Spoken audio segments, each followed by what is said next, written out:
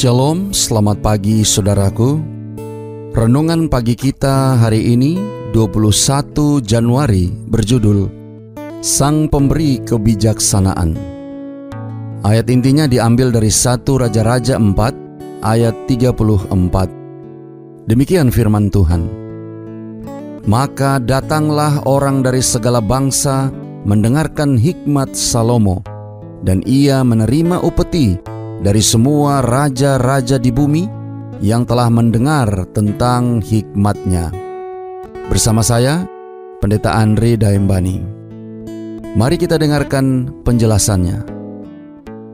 Lahir dari orang tua yang menjadi budak di Diamond Grove, Missouri, George Washington Carver diselamatkan dari para penculik dari pihak Konfederasi saat masih bayi.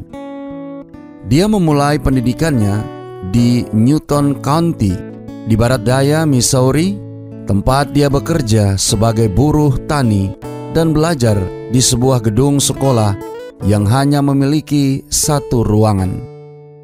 Sepanjang mengikuti pendidikan formal, Carver adalah satu-satunya siswa Afro-Amerika di setiap sekolah yang dia hadiri.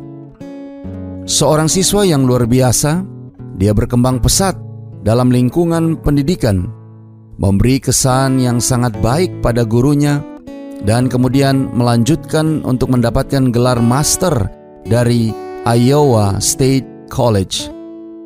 Mungkin sampai hari ini, Carver adalah seorang ilmuwan Afro-Amerika yang paling terkenal di Amerika.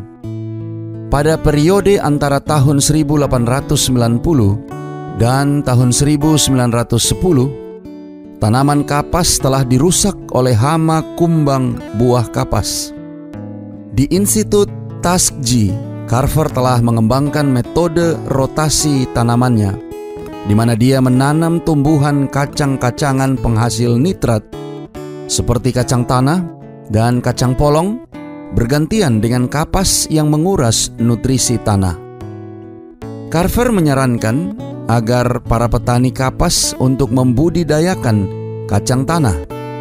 Mengikuti anjuran Carver, petani di daerah selatan segera mulai menanam kacang 1 tahun dan kapas di tahun berikutnya. Sementara banyak kacang digunakan untuk memberi makan ternak, tetapi kelebihan hasil panen dengan cepat berkembang. Carver kemudian menemukan lebih dari 300 kegunaan berbeda untuk kelebihan jumlah kacang tersebut, mulai dari minyak goreng hingga sampo, dari susu hingga tinta printer. Ketika dia menemukan bahwa ubi jalar dan kemiri juga dapat memperkaya kembali tanah yang habis, Carver menemukan hampir 20 kegunaan untuk tanaman tersebut, termasuk pembuatan karet sintetis dan bahan untuk pengaspalan jalan raya. Prestasinya membuat Carver terkenal di dunia sebagai ahli tanaman, ilmuwan, dan penemu, dan dia telah menerima banyak penghargaan. Saudara-saudara yang kekasih di dalam Tuhan, sementara beberapa orang seperti George Washington Carver sepertinya mendapatkan kebijaksanaan yang ekstra, kita juga dapat meningkatkan kebijaksanaan kita. Alkitab dengan jelas mengidentifikasi sumber yang sebenarnya, karena Tuhanlah yang memberikan hikmat. Dari mulutnya datang pengetahuan dan kepandaian, sebagaimana dicatat dalam Amsal 2 ayat 6. Tuhan menginginkan kita untuk memiliki kebijaksanaan. Firman-Nya memberi tahu kita, tetapi apabila di antara kamu ada yang kekurangan hikmat, hendaklah ia memintanya kepada Allah yang memberikan kepada semua orang dengan murah hati dan dengan tidak membangkit-bangkit, maka hal itu akan diberikan kepadanya, sebagaimana dicatat dalam Yakobus 1 ayat 5. George Washington Carver memiliki iman yang besar kepada Tuhan, dan mengenal Yesus sebagai Juru Selamatnya. Dia juga pria yang rendah hati, karena dia mengerti bahwa semua hikmat itu berasal dari Tuhan. Dia telah memberi Tuhan segala pujian atas semua keahlian, bakat, dan prestasinya. Doa kita hari ini.